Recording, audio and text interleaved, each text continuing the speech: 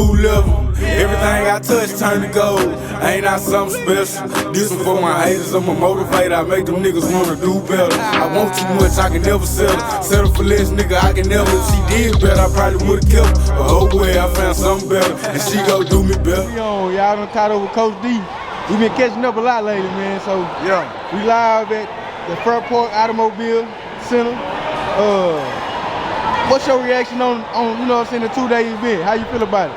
Man, I feel pretty good about it because these 2 shows gave us a lot of more platform and more networking and more what to do, more what not to do. But for the most part, we got everything squared away. Everything was good, and so this is gonna bring us into now our actual sanctioned promotion fights for our amateur shows, our pro shows. We're gonna be doing pro MMA, amateur MMA, pro boxing, and amateur Muay Thai and pro Muay Thai. So we're about to start doing our shows, and our first one is going to be September 9th in Fort Worth, Texas. It's going to be a collab called the Alliance, and associated with FFL, and Alliance associated with Land 4 Promotions with my boy Stephen Ocho Peterson to throw an amateur mixed martial arts card.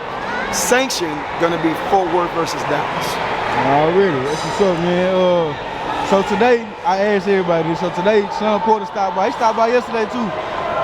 What's your reaction? How you feel about that? How you feel like that affected what you got going on? Man, you know, it affected in a great way because Shawn Porter did not have to do that.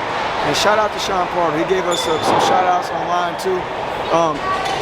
Very, very awesome young man. Really like him. Loved him as a human being. Loved him as a boxer. But for him to come over there and sit in here and do interviews and do all that, let us know that we got something big. Because if we didn't, he wouldn't stop by to do that. And he stopped by both days and got on the microphone and hung out with us and had a good time. And he enjoyed himself, you know. He told me that himself. So that was a very good deal. That's what's up. How you feel about this is random, the Earl Spence and Terrence Crawford? Oh, no, man, I got Earl Spence all day. I know a lot of people choosing Crawford, which I understand, but I have my reason for choosing Earl. I do know Earl. I do know his coach pretty well. I hadn't seen him in a while, but that's not the reason why I'm choosing him. I'm choosing him because I just believe that I think skill-wise, both of them are almost pretty much equal.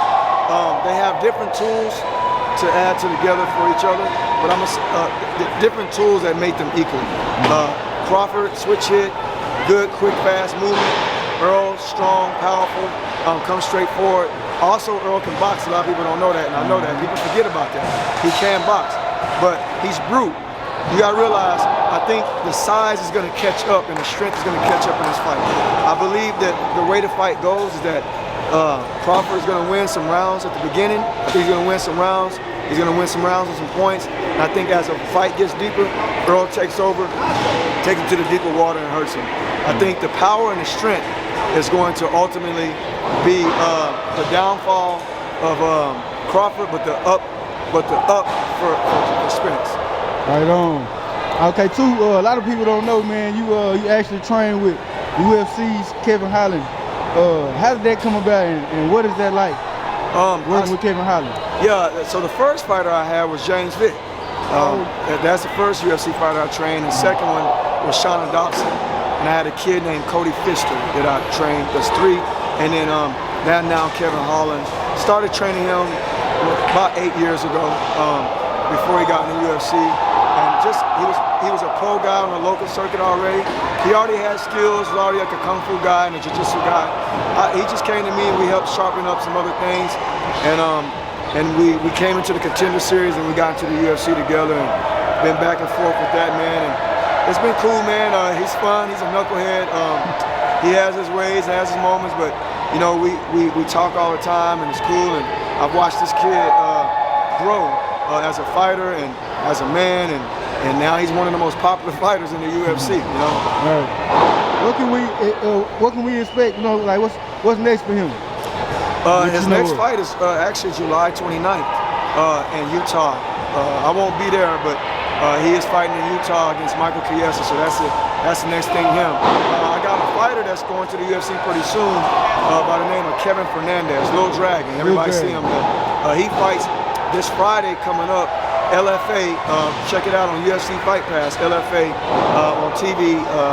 So we're looking to get him into the Contender Series of the UFC, or pretty much soon maybe a contract in the UFC. Right on. Hey, what's up, man? Y'all heard it here first. Coach D, love what you're doing, man. Thank you so much. Please subscribe to the business. Support the businessman, man. This guy supports all the fighters, does everything. So go support the business, man. Go support the businessman, because he is the businessman. He's the guy who did the camera and everything. He's got a good spirit. How can you not support somebody like that? Really.